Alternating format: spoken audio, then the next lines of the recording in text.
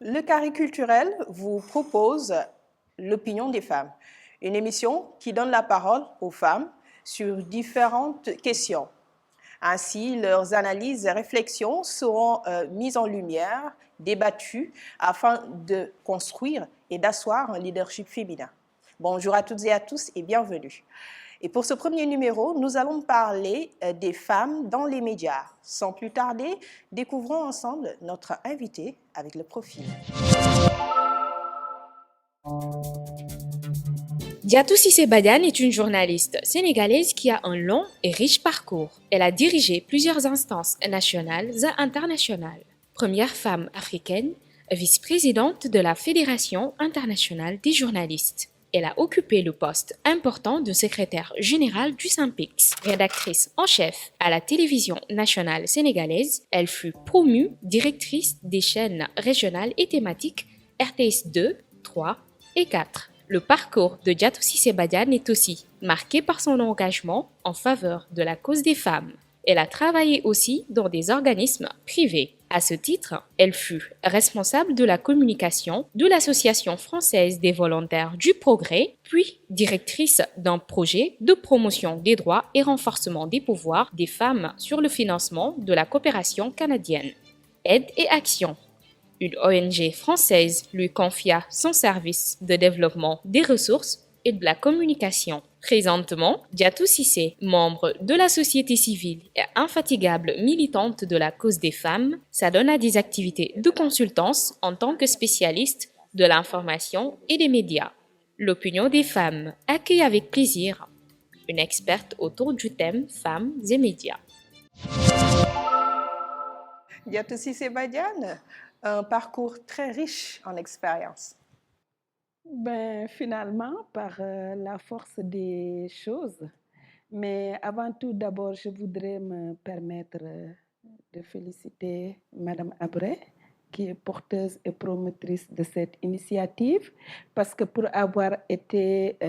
être une femme des médias, je sais combien la voix des femmes est peu audible et combien la perspective des femmes est peu visible à travers les médias. Donc voilà, c'est peut-être pour ça que j'ai bousculé mon agenda pour venir. C'est une initiative, je pense, que toutes les femmes devraient soutenir, mais également toutes les personnes qui sont mues par des objectifs d'égalité des sexes. En tout cas, bienvenue, très heureuse de vous recevoir au Carré culturel pour ce premier numéro de l'opinion des femmes. Alors, on l'a dit dans le portrait Diatou Cissé Badiane, vous avez toujours lutté pour la cause des femmes. Vous avez dirigé des instances internationales œuvrant dans la promotion des droits et pouvoirs des femmes. Dites-nous, qu'est-ce qui est à l'origine de cet engagement qui a fait de vous un porte-étendard de la cause féminine? Je ne sais pas si je peux vous donner une cause objective. C'est peut-être comme par atavisme, c'est peut-être dans mon ADN. Je ne supporte pas l'injustice et je n'ai jamais pu comprendre pourquoi les hommes seraient supérieurs aux femmes. C'est peut-être dû au fait que j'ai été élevée par ma mère, une brave femme, et ma tante, sa grande sœur, et que je n'ai pas grandi peut-être, même si j'ai d'excellents rapports avec mon père, qui est mon complice par ailleurs, j'ai jamais grandi sous l'ombre tutélaire d'un homme autoritaire fort qui gère la maison. Donc voilà, je pense que ça c'est peut-être des causes ou des pistes de causes. Quoi qu'il en soit, je reste persuadée que nous avons le même potentiel que les hommes, qu'au-delà des aspects liés à la socialisation des femmes, les rôles de sexe et les rôles sociaux qui nous ont attribués, nous partageons tous le statut d'être humain avec nos facultés, nos capacités, et on trouve autant de compétences, autant de leadership chez les hommes que chez les femmes. Très bien, donc on peut dire que ce leadership féminin est inné chez vous, c'est quelque chose de naturel. Je ne sais pas si j'ai grandi avec. Oui, je ne sais pas si j'ai du leadership, Peut-être le fait d'être aînée aussi de ma mère m'a mise directement en position de leader parce qu'on sait que les aînés, de toute façon, sont éduqués et formatés à porter toute la fratrie. Ça en fait peut-être des leaders, mais tout ce que je sais, c'est que si être leader, c'est afficher ses convictions, c'est les porter et les défendre. Je pense que je suis assez outillée pour le faire. De ce point de vue, je peux me définir comme un leader. Mais si vous voulez, il y a différents types de leadership de toute façon. Je ne me suis jamais sentie en Mata Hari, en héroïne. Je n'ai pas besoin d'avoir du monde derrière pour foncer. Quand je suis convaincue, bon, est-ce que je suis un leader ou pas? Après, vous allez... Vous avez su vous imposer, en tout cas, dans le milieu des médias. Vous avez dirigé des instances, comme j'ai dit tantôt. Je fais allusion à la Fédération internationale des journalistes africains. Donc, vous êtes la première femme africaine à diriger également cette instance. Oui, absolument. Je pense que au niveau des médias, j'ai eu deux positions. En tant que femme journaliste, j'ai compris très tôt, parce que quand même, quand je venais, il n'y avait pas une masse critique de femmes dans les rédactions. Il y avait dès le départ une attitude, un comportement à défendre pour que les hommes ne nous prennent pas pour les épouses qu'ils ont laissées à la maison. Qu'ils comprennent dès le départ qu'ils avaient affaire à des consoeurs qui étaient aussi compétentes et aussi bien formées qu'eux. Ça, c'est un positionnement et je vais vous donner une anecdote. J'étais très jeune journaliste lors du sommet de l'OCI à Dakar, du premier sommet. Et puis, la rédaction devrait tous se déplacer au King Fahd. Et quand on a commencé à faire l'expression des besoins, quelqu'un de la rédaction, un journaliste, a dit « De toute façon, ce n'est pas grave pour le café. Et voilà, les femmes pourraient nous servir du café. » Vous pensez bien que c'est des choses à ne pas laisser passer. Et voilà, donc les gens semblent oublier que les médias sont en situation. L'espace médiatique, dans l'espace médiatique, se reproduit en fait tous les rôles de genre, tous les rôles sociaux tels que déterminés dans la société. Et si vous regardez bien, pour avoir fait les rédactions, ça a dû vous frapper, tout ce qui est reportage ou documentaire à caractère social ou sujet à caractère social est presque systématiquement affecté aux femmes. Les questions qui semblent relever de l'économie, de la science, de la défense sont par exemple confiées aux reporters hommes. Donc il y a une division sexiste du travail et je pense que le premier positionnement à assumer dans la rédaction, c'était de dire qu'on est là, qu'on est des journalistes, point barre. Maintenant, au niveau des instances internationales du journalisme, en fait, c'est mon positionnement, je pense, pour un journalisme éthique et déontologique, parce que je pense que c'est ça qui fonde la dignité du journaliste. Mon attachement viscéral à la liberté, y compris bien sûr la liberté de la presse qui vivifie le journalisme. Je pense que c'est pour ces deux raisons essentielles que je me suis retrouvée dans le syndicalisme. Parce que aussi, j'ai compris très vite qu'il n'y avait aucune raison que les hommes se battent et que les femmes se partagent les dividendes de la lutte syndicale tranquillement. J'ai rejoint donc le syndicat très jeune, j'étais encore en formation au CESTI et je pense que c'est cette quête-là qui m'a amenée dans les instances du journalisme. Et c'était bien. Certains pensaient que j'étais une candidate sans illusion de vouloir pour la première fois dans l'histoire de l'affiche qui aura 100 ans dans 2 ans, pour la première fois dans l'histoire de la Fédération internationale des journalistes, d'avoir une candidature féminine au poste de vice-président et qui plus est une femme noire issue d'Afrique subsaharienne. Et je suis passée brillamment et curieusement, j'ai eu plus le soutien de l'Europe et de certains pays asiatiques que des pays africains. cela pose, je pense, un Un débat de souci, fond, oui, nous voilà, allons- sur un peu comment Voilà. on perçoit un peu les femmes africaines jugées, peut-être ambitieuses par les autres pères africains. Nous allons revenir sur ces questions. D'ailleurs, vous l'avez évoqué, même dans les rédactions, la répartition des tâches, donc des tâches reléguées ou bien attribuées aux femmes, sont différentes des tâches attribuées aux hommes. Donc, nous allons revenir sur ces questions. Voilà. Par rapport toujours à la présence des femmes dans les médias, il y a un rapport publié par le Global Media Monitoring Project 2020. Voilà. Donc, selon ce rapport, le plus grand écart entre les hommes et les femmes se trouvent en Afrique. Donc, vous le disiez tantôt, l'Afrique. Donc, 3 nouvelles sur 10 sont rapportées par les femmes. Et toujours par rapport aux chiffres, pour les présentatrices africaines, les chiffres sont passés de 36 à 39%. On peut dire que c'est du surplace. De 2000 à 2020, juste 3% par rapport aux chiffres. Dites-nous, qu'est-ce qui explique cette disparité, surtout en Afrique? A priori, je vais vous donner une réponse empirique, parce qu'il n'y a pas d'études qui ont été effectuées sur la question. Mais je pense que déjà, il faut comprendre que être femme, être journaliste, ce n'est pas toujours évident partout, mais en Afrique aussi. Je sais que quand je venais d'entrer dans ce métier, dans les années 89, le taux de divorce quand même chez les femmes journalistes était déjà de 35%. Et c'était des mariages qui ne faisaient pas souvent 5 ans. Parce qu'on a énormément de contraintes. Et pour les hommes, je pense que même avoir une femme journaliste, ce n'est pas évident. À la base, une femme journaliste n'a pas sa langue dans sa poche. À la base, une femme journaliste, vous n'avez pas de contrôle sur elle.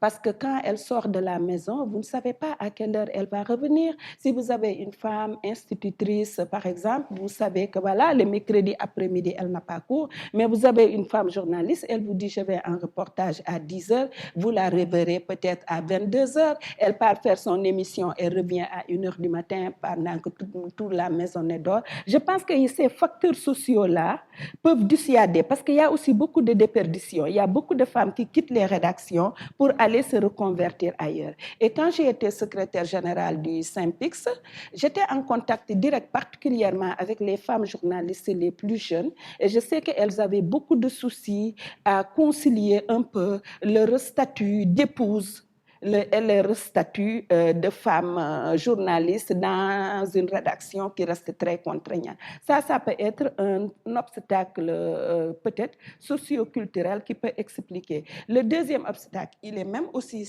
peut-être socio-culturel aussi. Les femmes ont du mal à faire carrière dans les médias. Parce que, voilà, la promotion dans les médias reste exclusivement du fait du chef, hein, qui voit bien qui il veut promouvoir très souvent comme rédacteur en chef, qui peut être dire pub, qui peut être coordonnateur de la rédaction.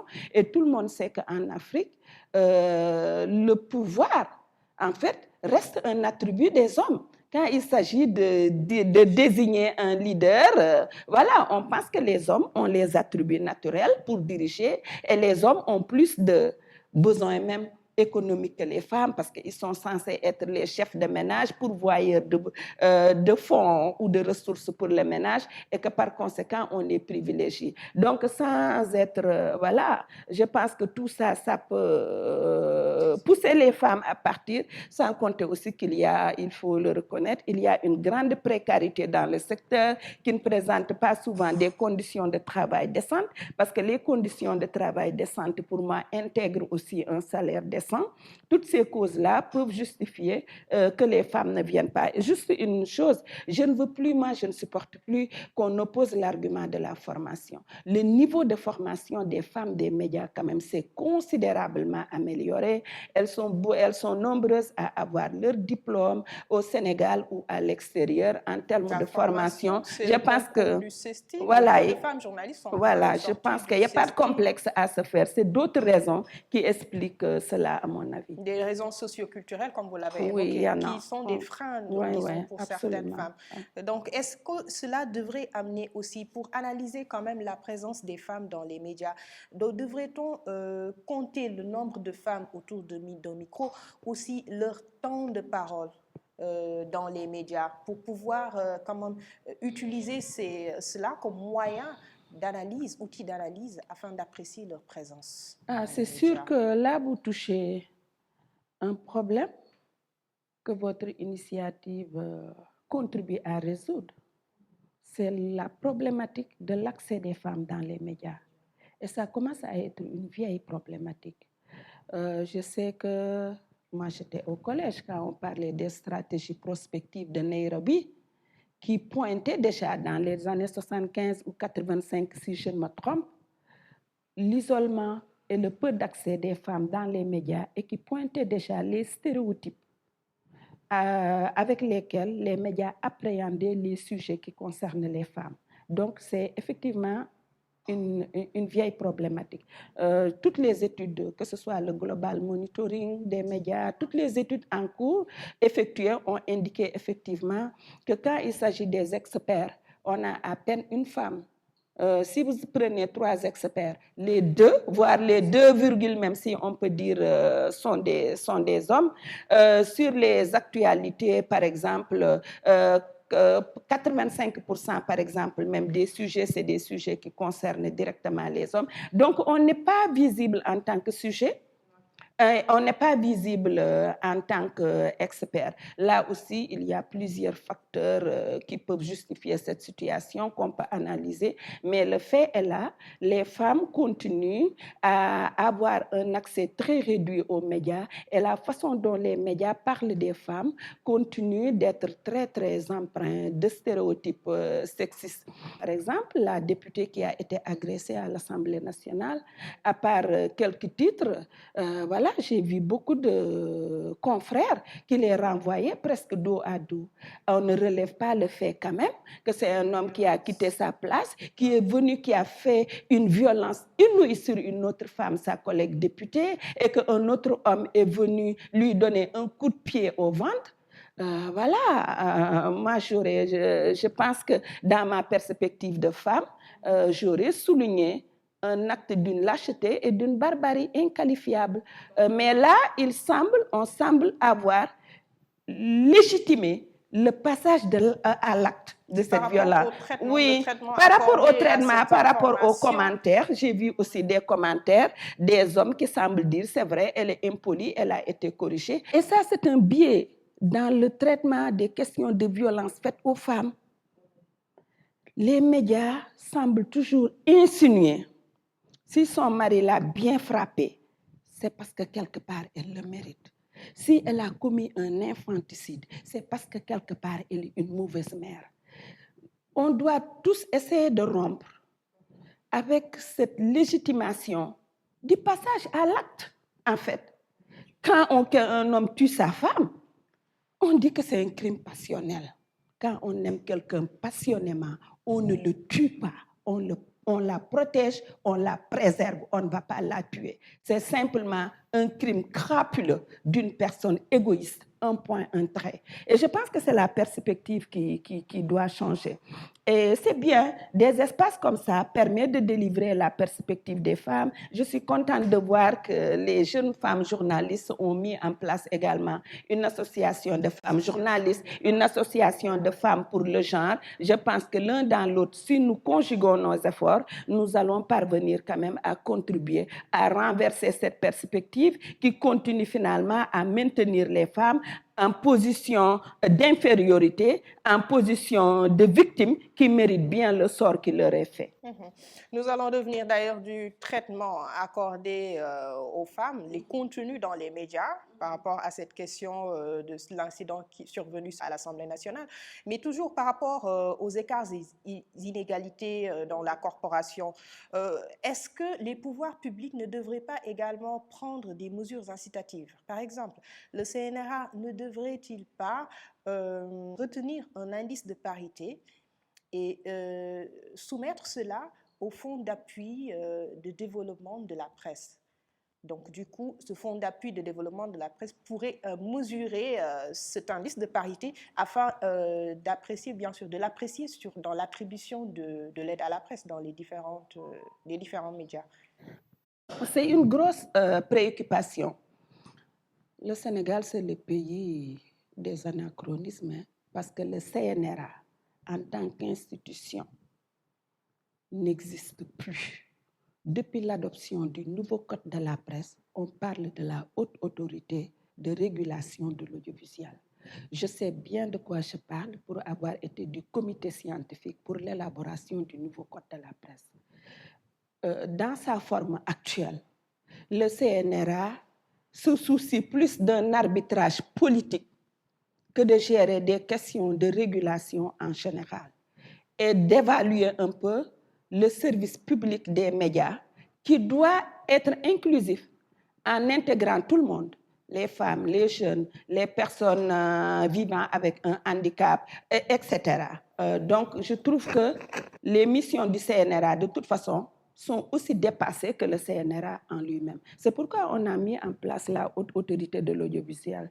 Je ne sais pas quelle est la mouture qu'ils en ont faite, mais je sais que moi et d'autres, nous nous sommes absolument battus pour que dans la composition de la haute autorité de régulation de l'audiovisuel, qu'il y ait des leaders d'associations de femmes fortes qui puissent quand même faire le monitoring de comment on parle des femmes, quels sont les sujets dans lesquels on parle des femmes, comment on parle des femmes pour pouvoir finalement procéder au rééquilibrage nécessaire pour qu'on arrête d'exploiter l'éternel féminin, pour qu'on arrête de nous faire passer pour des mégères intrigantes. Parce que ça aussi, je veux le préciser, les médias, ce n'est pas seulement le journalisme.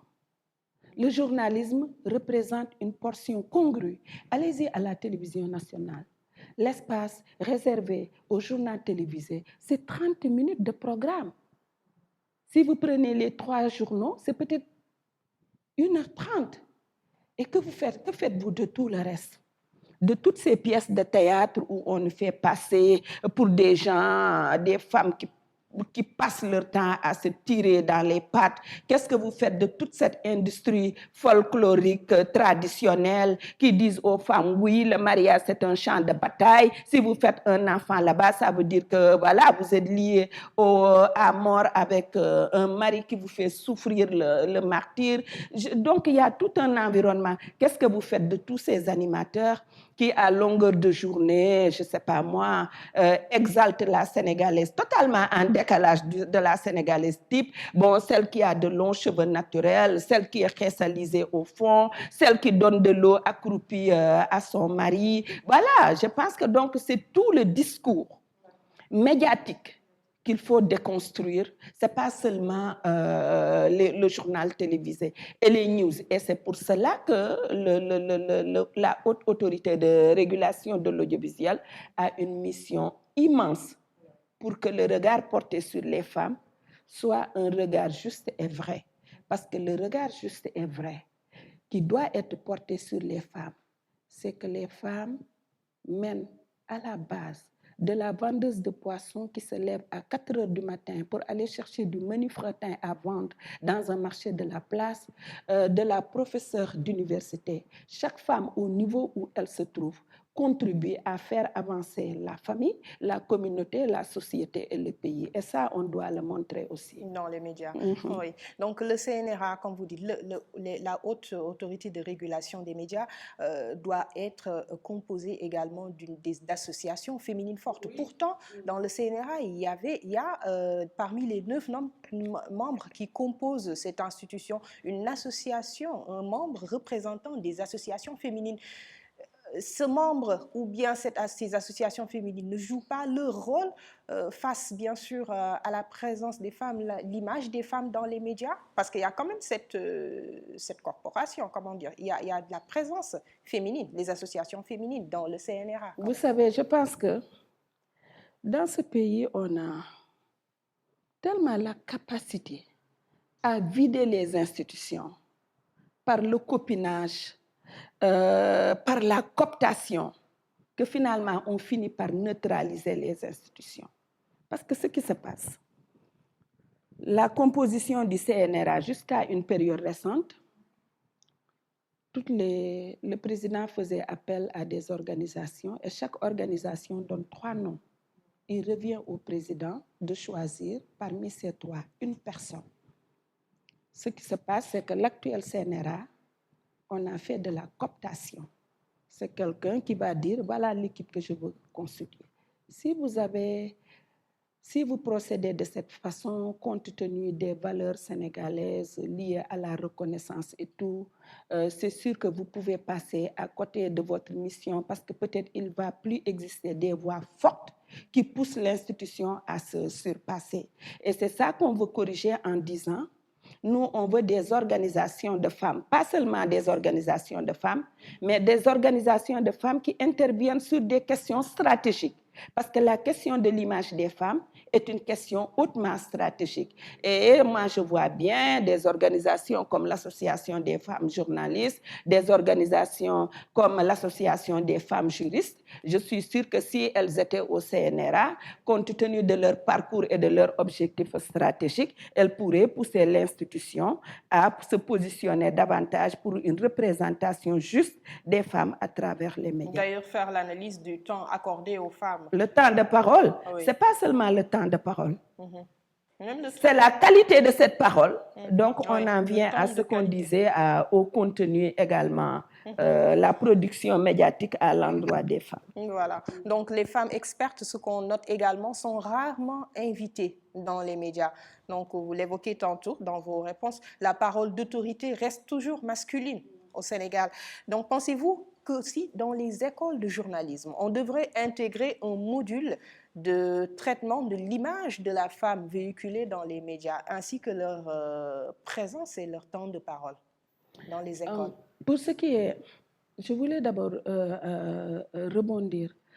J'ai l'habitude de dire à mes jeunes frères journalistes, parfois je les appelle, je dis, mais attendez, il faudra quand même que vous acceptez de renouveler le répertoire des personnes ressources et y mettre des femmes, les experts. Nous avons des femmes expertes. Si vous... l'histoire récente nous enseigne que la major des majors au CAMES est une femme sénégalaise, pharmacienne. On en a très peu parlé. On a entendu, par exemple, le problème Mimi Maki, l'affaire Adji Sarr, qui sont des sujets importants. D'ailleurs, je déplore fortement la façon dont les médias parlent d'Adji Sarr. Mais voilà, quand nous sommes victimes, quand nous sommes en position, entre guillemets, de guerrière, les médias en font des choux gras. À côté, il y a une femme qui est chercheuse, qui est major des majors, de tout le CAMES jusqu'à Madagascar. On en parle à peine, qui reconnaît sa photo à travers les médias. Donc, il y a un problème. De ce point de vue, on en revient toujours à sous quel angle on traite l'actualité les femmes. Si une femme fait un infanticide dans mon patelin derrière Kaolack à Diamal, avant 10 heures, tout le monde le sait.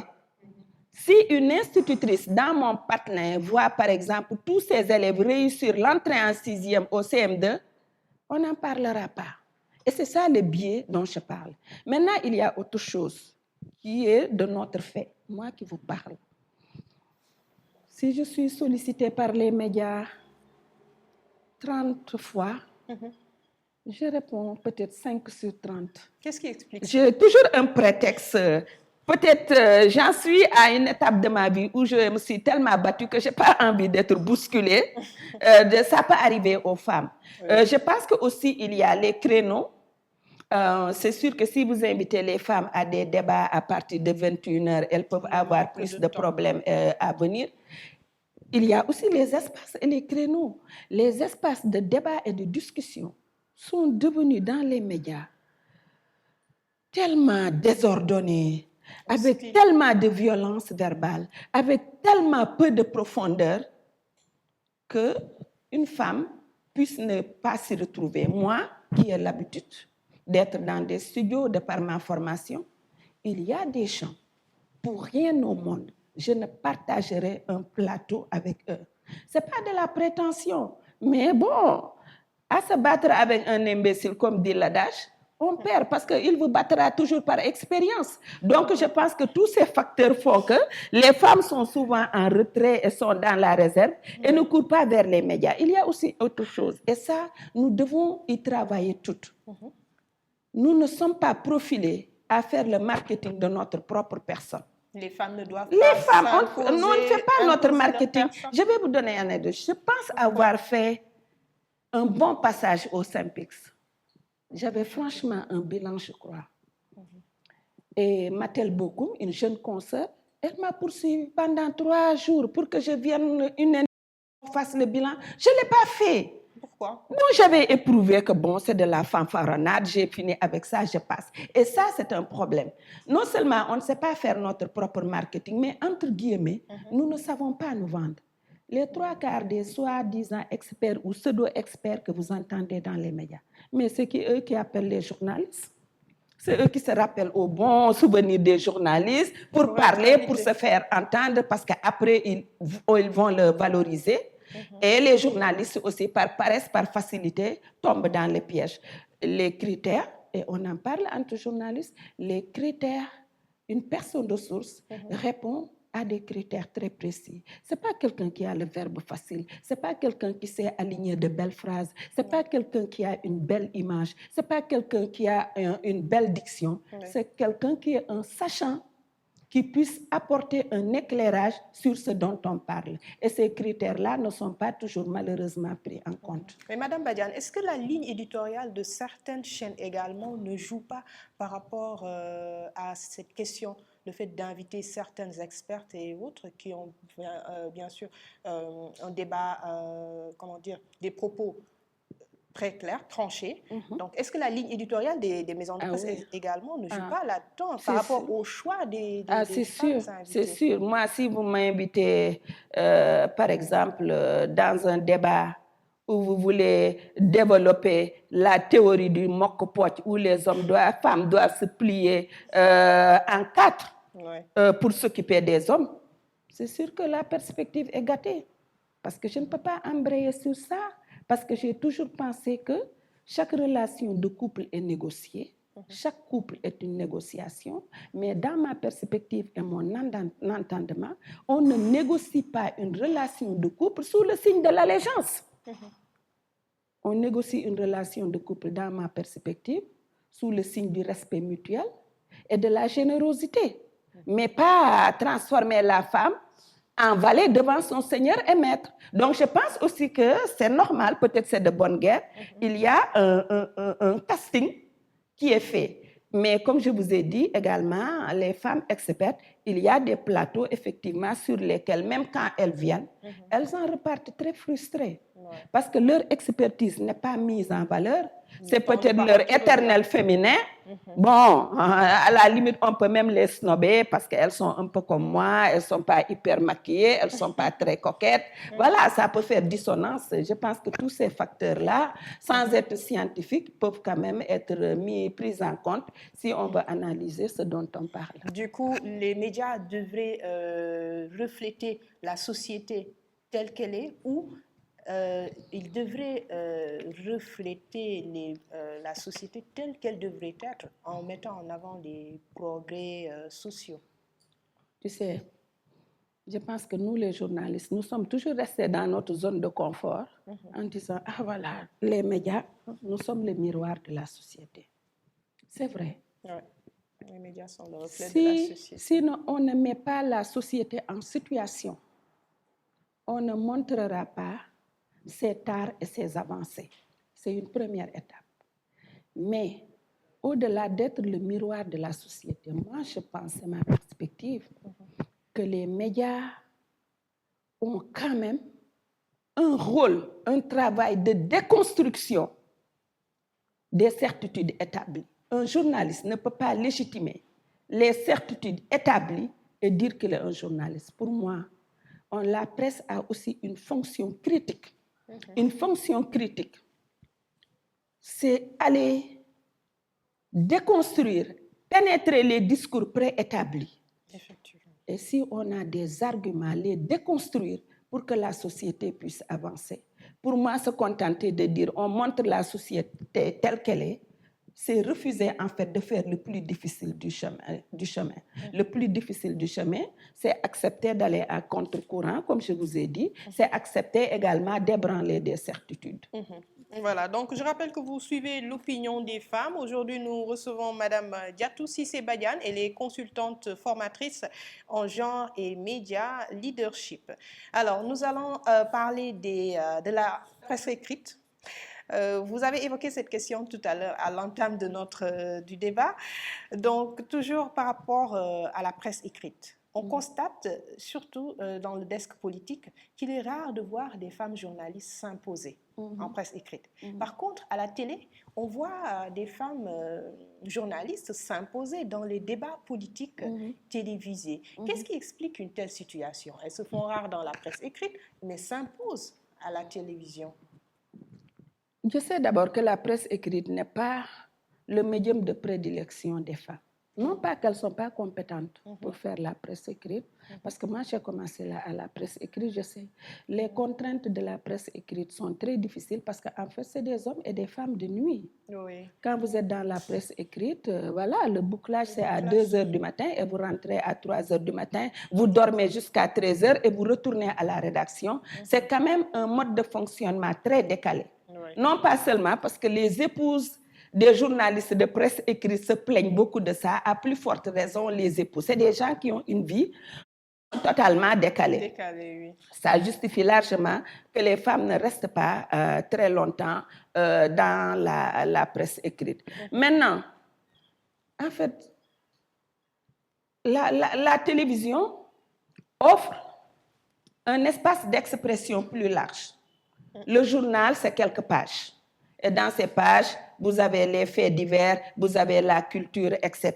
Et puis c'est fini. Surtout nos journaux, c'est des 8 pages, c'est maximum des 12 pages. Il y a très peu de place. Je peux comprendre qu'il n'y ait pas, même très souvent, la façon dont ils parlent de la politique reste quand même très superficielle. Le niveau est non, en fait, c'est ce que je dis. On doit, voilà, quand on va à une conférence de presse, on se contente de mettre en résumé ce qui a été dit dans la conférence de presse, mais les informations qui ont été données ne sont pas mises en perspective, ne sont pas analysées après, ne permettent pas de documenter des éditos ou de documenter d'autres dossiers, etc.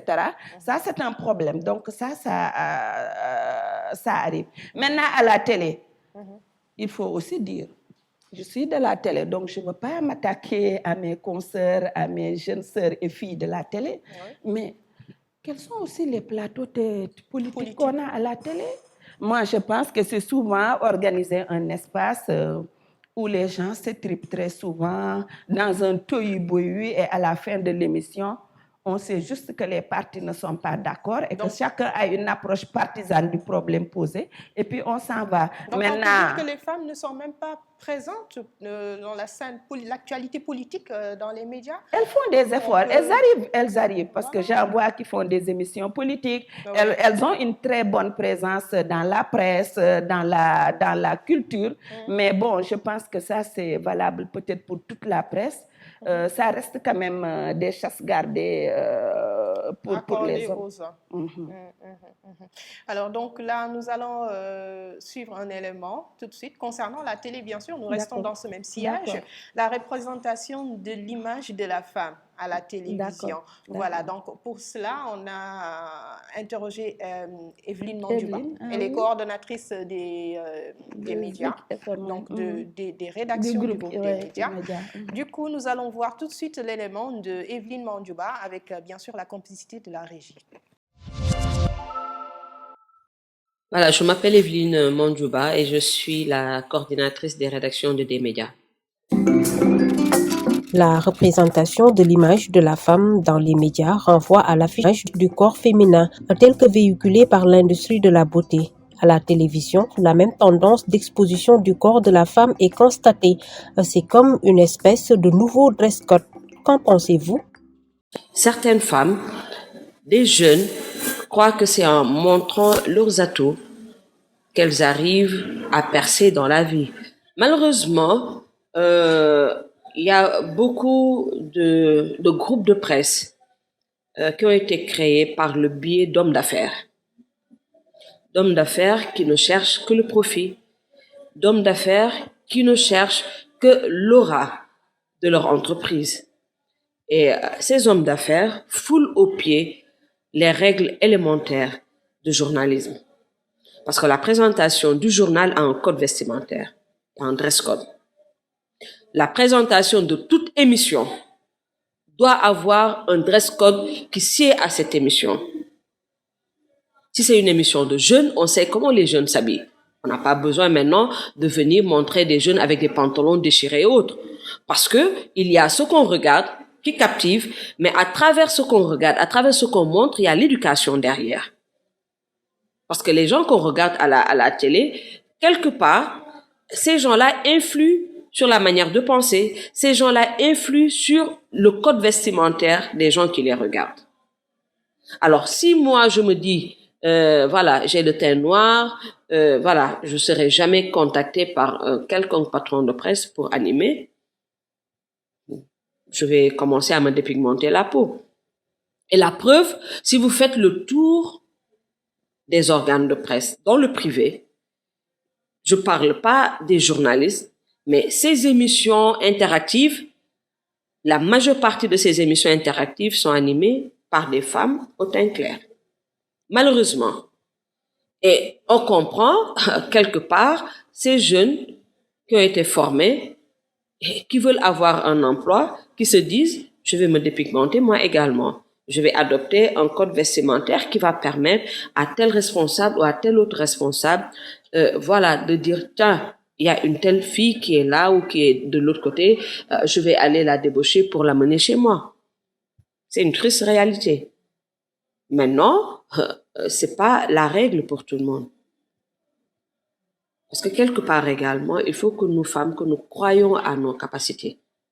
Je ne pense pas que il faut être belle, il faut avoir de belles formes, il faut avoir un teint clair, il faut mettre des cheveux naturels, il faut mettre des habits hyper sexy ou pas sexy qui montrent ou qui font semblant de cacher et qui cachent absolument rien.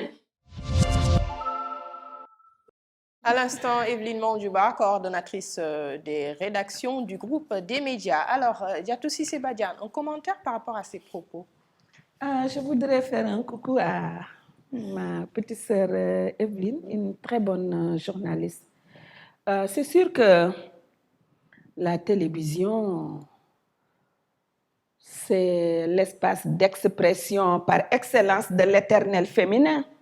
Il ne faut pas aussi se voiler la face. Pour moi, on ne peut pas faire option télévision sans être quelque part narcissique. Ça, c'est clair. Il faudra bien s'aimer, aimer se regarder pour aller faire option télévision. Ça peut justifier également, voilà, pourquoi il y a aussi autant de femmes à la télévision. Elle a raison. Mais ça aussi, c'est la société sénégalaise. Moi, je pense qu'on est une société de mystification. On mystifie qui pour faire croire que nous sortons d'une boîte chaque fois qu'on apparaît à la télé. Moi, je n'ai pas compris. Je n'ai pas compris que même dans les pièces de théâtre, les actrices soient habillées en ganila et qu'on aille dans des maisons de luxe qui ne font pas ça, par exemple, au Sénégal. Je pense qu'il y a tout cet aspect mystification, vous m'avez-vous vu, qui interfère aussi, qui reflète aussi l'image de la société sénégalaise à travers nos télévisions. Et la deuxième chose, je pense que aussi, tout est question de personnalité et de caractère. Et on se demande aussi qu'est-ce qui marche. J'ai fait le journal télévisé en son temps, un exercice que je n'aimais pas. Pour moi, c'est la partie la plus pauvre et la plus réductrice du journalisme en télévision que de s'asseoir et de montrer les news. Moi, en tout cas, je n'aimais pas, je n'étais pas trop à l'aise. Mais il fallait le faire parce que je dois le faire, parce que j'étais sur le tableau de présentation. Je ne suis jamais allée me maquiller dans un salon.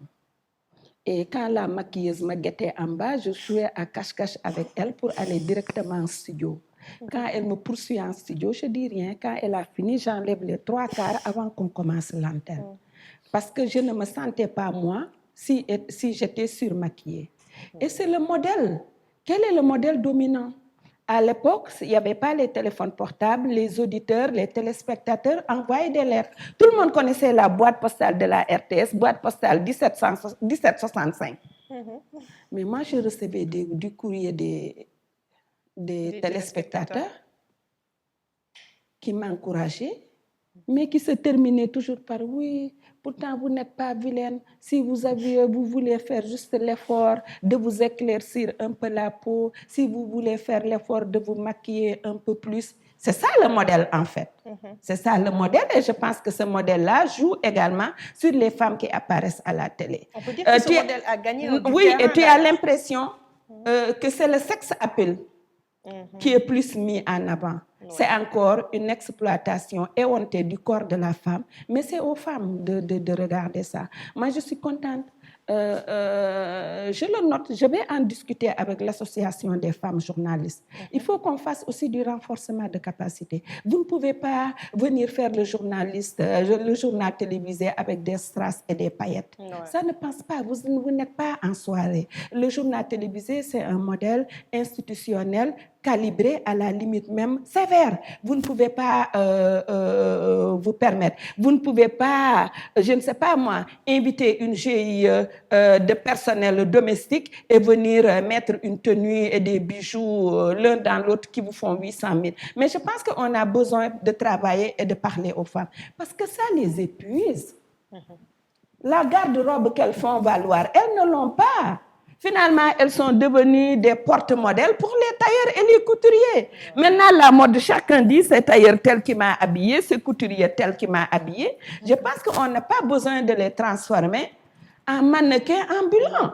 Donc, je pense que l'un dans l'autre, tout le monde gagne à se sortir de ça. Cet aspect qui prend le dessus des fois sur le niveau du débat. Bien sûr, c'est ce que j'ai dit, c'est le sexe appeal qui est plus mis en avant. Et puis, c'est des images décalées. C'est des images décalées. Pourquoi on veut nous vendre la Sénégalaise xeesalisée avec... ça me tue. Avec les faux ongles, les faux cils. On a l'impression d'être plus avec des jeans qu'avec des personnes. C'est pas le modèle, c'est pas, en fait, je veux dire, c'est pas le modèle sénégalais. Et les responsables, Evelyne a raison, les responsables ont raison. Je sais que quand mes jeunes frères de immédiat devaient recruter, j'ai appelé Alassane.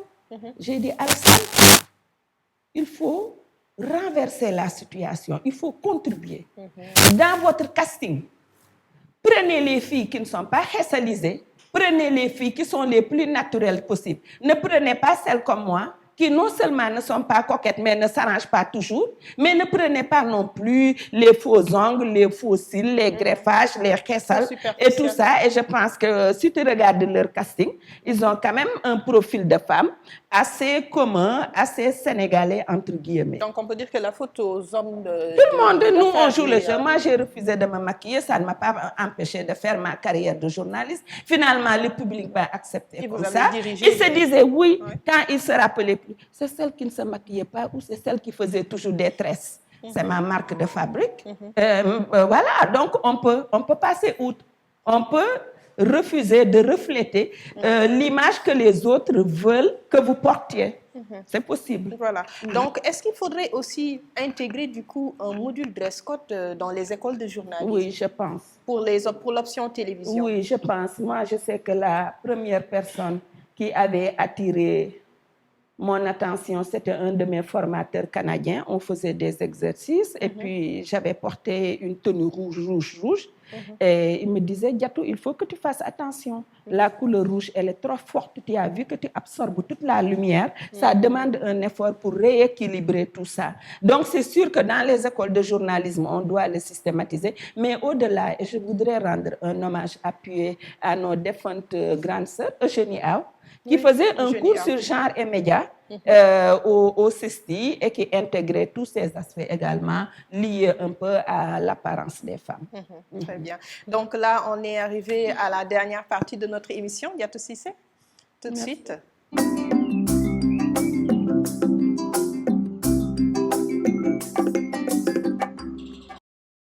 Donc là, nous allons nous adonner à un jeu de questions-réponses. D'accord. Avec ces cartes. Donc, on en a 6. On a 6 cartes que nous allons vous proposer. Donc là, vous aurez à choisir 2 cartes. Bon, vous choisissez une carte d'abord. Et là, vous aurez bien sûr une question surprise à laquelle vous allez répondre. Donc, je vous laisse choisir une carte. Je prends celle qui est venue à moi. Très bien. C'est quel numéro? 2. Alors, nous allons découvrir ensemble la question numéro 2. Une femme qui vous a inspiré de l'admiration. Ah, peut-être beaucoup de femmes. Ma mère m'a inspiré de l'admiration pour sa force de caractère, pour sa ténacité. Elle s'est battue pour nous élever. Winnie Mandela aussi m'a inspiré beaucoup d'admiration pour tout ce qu'elle a incarné. En fait, je pense que tout de suite, j'ai vu une femme en venant ici qui vendait des mouchoirs, qui avait son bébé au dos. J'ai eu de l'admiration pour elle parce que j'ai trouvé que c'était une posture très digne. C'est une jeune dame, elle n'était pas en train de faire la manche, elle était en train de vendre les mouchoirs à 100 francs. Dommage, je n'ai pas pu m'arrêter pour lui en prendre, pour l'encourager. Donc je pense que chaque jour que Dieu fait, à chaque coin de rue, à chaque instant, moi je tombe d'admiration pour une femme. Parce que les femmes, je les trouve au quotidien très très vaillantes. Mais particulièrement Winnie Mandela, ma mère, Mère Teresa également. Je vais vous le dire, il y a des amis qui m'appellent Mère Teresa parce que je pense que j'ai une propension à avoir de l'empathie également pour l'autre. Voilà, il y a énormément de femmes qui m'ont inspirée pour tout ce qu'elles sont parvenues à faire de leur vie en dépit des obstacles, qu'elles soient intellectuelles, qu'elles ne soient pas intellectuelles. Très bien. Vous allez choisir une deuxième. Vous avez le choix entre celle-là. Question 3. D'habitude, j'aime les nombres pairs. Voilà. Alors, question 3. Une chose inoubliable pour vous. Bof. Une chose inoubliable. Il y a eu peut-être lié aux événements malheureux de la vie. J'ai été très, très touchée par la mort de ma sœur. Oui. Donc, un événement douloureux. Ça a été, je ne pourrais pas oublier parce qu'on était très proches. J'ai perdu mon premier enfant aussi. Ça aussi, c'est quelque chose d'inoubliable. Ça, c'est un peu pour le côté des malheurs qui nous frappent, un peu en fait, en tant qu'être humain. Peut-être une chose inoubliable. Peut-être quand je suis passée au concours du CESTI que j'avais préparé en catimini, qui était quand même un concours très, très sélectif. Ça a été peut-être, par exemple, pour moi, un événement inoubliable. En fait, il faut que je travaille sur ça. Je n'ai pas forcément la capacité à m'attarder sur moi-même, à regarder qu'est-ce qui me fait plaisir. Une fois, un ami m'a demandé, Diatou, qu'est-ce qui te ferait plaisir? Qu'est-ce que Diatou peut faire plaisir pour se faire plaisir? Et je vous avoue, j'ai séché. Je suis restée 5 minutes, je ne savais pas trop quoi lui dire. Et quand j'ai quitté cet entretien, je suis allée m'acheter une petite chaînette en or. Donc voilà, peut-être que je ne suis peut-être pas une personne profondément positive, de me rappeler des événements malheureux. Et j'ai du mal, là, vous voyez, à vous lister les événements heureux qui ont frappé ma vie. Mais l'un dans l'autre, je n'arrive pas à les détailler. Mais je pense que l'un dans l'autre, je dois rendre quand même grâce à Dieu. Oui. Je ne suis pas née avec une cuillère en or dans la bouche, mais je pense que par ma propre volonté, par les valeurs qui m'ont été inculquées, par l'aide de Dieu aussi, je suis parvenue à me réalisé. Voilà, ça peut-être je dois le noter. Oui, vous vous êtes réalisé, vous avez marqué la scène médiatique sénégalaise et internationale, je dirais, pour avoir occupé bien sûr des postes dirigeants, des postes d'autorité. Voilà, donc en tout cas, c'était un plaisir de partager ce plateau avec vous, Diatou Cissé Badiane, de vous recevoir au Carré culturel et bien sûr de partager votre expérience. Merci beaucoup. Je vous souhaite une très, très, très bonne continuation. Et je marque vraiment tout mon soutien à ce projet qui, comme je l'ai dit au départ, permet quand même de rendre les femmes plus visibles et plus audibles. Parce que je pense que nous avons notre mot à dire. En tout cas, c'était un honneur de vous recevoir pour ce premier numéro de l'opinion des femmes, femmes et médias. Je rappelle que nous recevions Madame Diatou Cissé Badiane, elle est consultante formatrice en genre et médias leadership. Rendez-vous est pris le mois prochain avec un autre invité. D'ici là, restez connectés au Carré culturel et sur nos différentes plateformes digitales pour toutes nos activités et services. Au revoir.